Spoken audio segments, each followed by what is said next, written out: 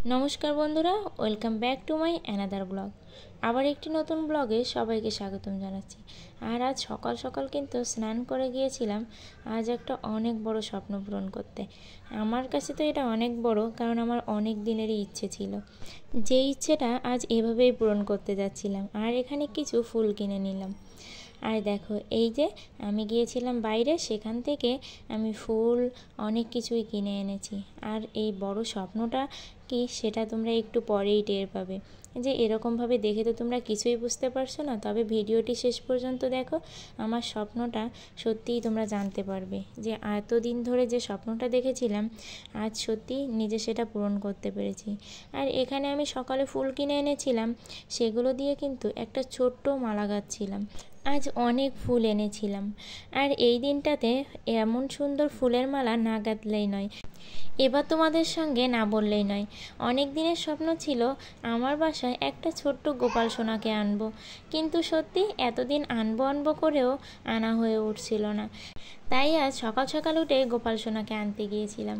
আসলে আমার একটা সময় ছিল, গুরুদেব আমাকে একটা সময় দিয়েছিল, সেই সময়ের ভিতরে আমার গোপাল ঠাকুরকে আনার কথা ছিল।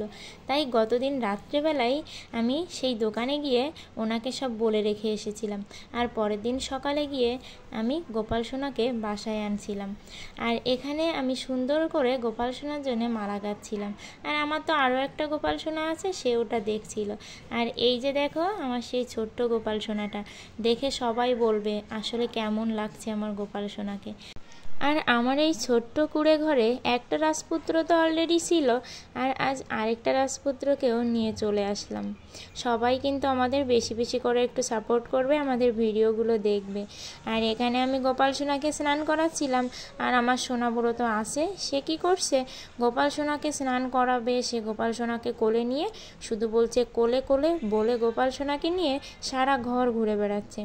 আর সোনা বুড়োর সেই ছোট্ট যে বাইকটা আছে ওই গাড়ির উপরে গোপাল সোনাকে বসাচ্ছে আর বলছে ওঠো এখানে বসো গাড়ি চালাও। আর গোপাল সোনা গাড়ি চালাচ্ছে, ওর দিব্যি গোপাল সোনাকে নিয়ে দুজনে মিলে গাড়ি চালাচ্ছে। ও কিন্তু ভীষণ মজা পাচ্ছে গোপাল সোনাকে দেখে।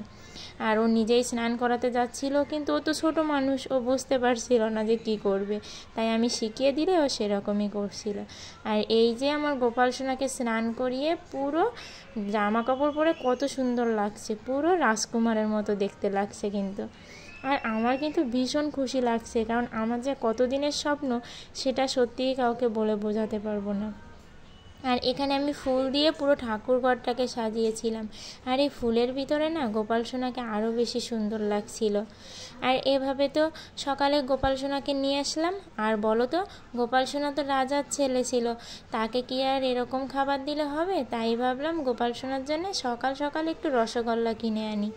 আর আমার যেমনই সামর্থ্য আমি ঠিক গোপাল সোনার জন্য দুটো রসগোল্লা এনেছিলাম। আর সেটা দিয়ে তো পুজো দেওয়া হয়ে গিয়েছিল। আর এগুলো দেখতে পাচ্ছ কি, এটা হচ্ছে তালের বড়া।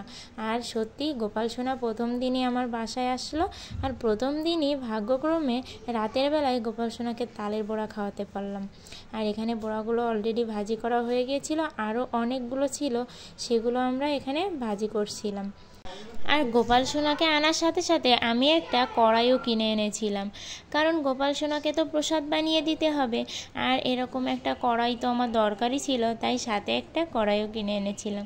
আর এই যে গোপাল সোনা কিন্তু রাতের বেলায় তালের বড়া খাচ্ছিল। আর আমার এই ছোট্ট ভিডিওটি যদি ভালো লেগে থাকে অবশ্যই কিন্তু লাইক করবে, কমেন্ট করবে, আর সবাই একটু বেশি বেশি করে সাপোর্ট করবে, সবাই আমার ভিডিওগুলো দেখবে। আর নতুন নতুন আরও ভিডিও দেখতে চাইলে আমার ইউটিউব চ্যানেলটি অবশ্যই সাবস্ক্রাইব করে রাখবে। আর আমার ফেসবুক পেজ থেকে দেখলে অবশ্যই ফলো দিয়ে রাখবে। তাহলে আজকের মতো এই পর্যন্তই। সবাই ভালো থেকো, সুস্থ থেকো, সবাইকে টাটা।